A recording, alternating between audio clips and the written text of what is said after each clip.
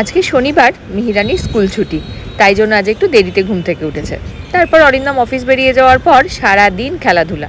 আজকে একদম খাটের উপরে সমস্ত খেলনাবাটি ছড়িয়ে নিয়ে বসেছেন উনি খেলাধুলা করতে।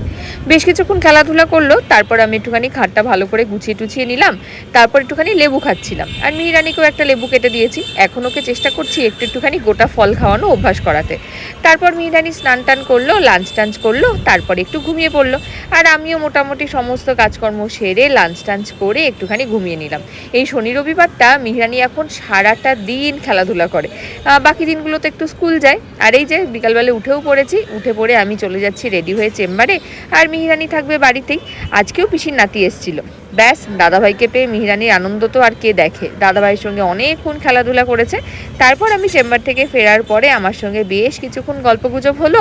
তারপরে হলো একটুখানি ডিনার কমপ্লিট করে অপেক্ষা করছিল কখন অরিন্দম আসবে। আজকে একটু কান্নাও করছিল, তাই অরিন্দমকে বললাম আসার সময় একটা বল নিয়ে আসিস। বাবা বল নিয়ে এসছে, আর এদিকে বাবা মেয়ে দুজনে মিলে শুরু করেছে ক্রিকেট খেলতে। মোটামুটি মিহিরানি সমস্ত রকম খেলাধুলাই করে, সেটা রান্নাবাটি হোক, কাপড় কাচা হোক, ক্রিকেট খেলা হোক, সবই চলতে থাকে। কিছুক্ষণ খেলাধুলা হলো, তারপর আমি বসে পড়েছিলাম ডিনার করতে। আর এটা প্রত্যেক দিনের অভ্যাস, আমার সঙ্গে একটু করে বসবে, আমি যা খাবো টুকটুক করে একটু একটু করে খায়। তারপর আর কি, সবাইকে টাটা করে ঘুমোতে চলে গেল।